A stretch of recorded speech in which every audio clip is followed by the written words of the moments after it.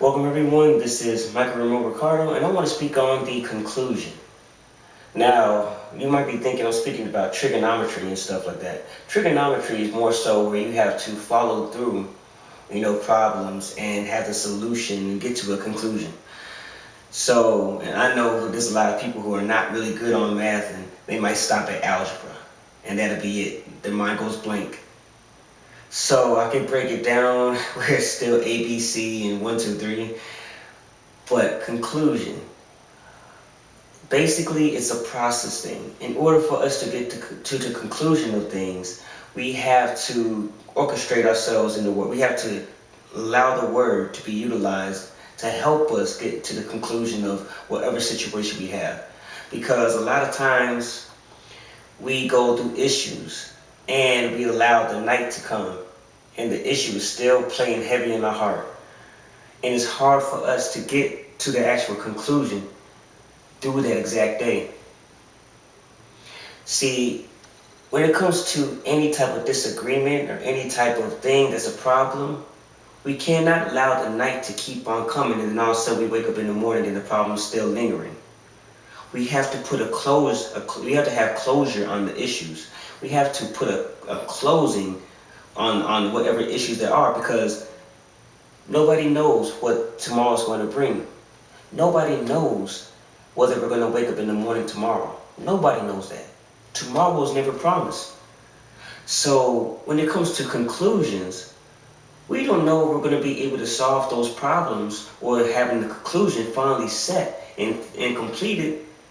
See, we have synthetic problems. We have certain things that keep on coming up. It's things that's going to keep on coming after day after day, day after day after day. And it's going to happen because we're living. This world is full of problems. In this world we will have troubles, but with Jesus Christ we will have everlasting life. We will have peace. But we can't let a day go by where if there's a situation and we haven't forgiven our neighbor, that we still walk in unforgiveness. Because what does it say? It says in the Bible, it says this: forgive us our trespasses as we forgive those who trespass against us. There are a lot of people walking in unforgiveness, meaning they're walking without having the conclusion set, without getting to the conclusion. They're still focused on problem. They haven't gotten to solution.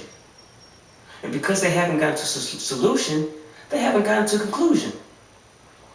So how are we supposed to get to conclusion if there's still a problem lingering? How are we supposed to get to the spot where we have closure, which is conclusion? How are we supposed to get there if all we're focusing on is the person who wronged us? If you haven't washed your hands and let the situation go, you're going to keep on walking with unforgiveness and it's going to hold you down. And who knows the day or the hour? We don't know. So it comes to the point where we think about, okay, if this happens and I were to pass away, I don't know if I'm going to be here tomorrow. I thank God whenever I'm here the next day. But nobody knows the day, nobody knows the day or the hour. Tomorrow is never promised to anybody. People could walk out the door and something can happen to them. To walk in unforgiveness, if you haven't forgiven and you have your life gone at that point, which God forbid that happens, you'll still have the unforgiveness. And it says, forgive us who trespass against you, Father. It says, forgive us of our trespasses as we forgive those who trespass against us. How can our Father forgive our trespasses if we're still not forgiving those who trespass against us? Love your neighbor as you love yourself. If you don't love your brother or sister, how can you say you love the one you cannot see? Loving your brother and sister also means walking in that forgiveness, meaning to have a conclusion to the situation, having closure to the situation, not sitting on the problem, but getting rid of the problem, saying, you know what, I wronged somebody in the past before too. You know what, I'm not as good as I can even say I am because I made mistakes myself. So how can I put so much on you who makes mistakes just like I make mistakes? I have to wash my hands with the situation and forgive you because I've been forgiven by many people. many times. And my Father forgives me every day, in every moment of my life. How can I not forgive my brother or sister?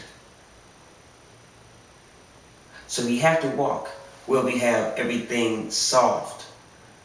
And when we have the solution finally created, we come to the conclusion. We have closure. And so now the conclusion to the whole thing is we're walking in love. And we're walking in the way our Father has destined us to walk, or has us to walk.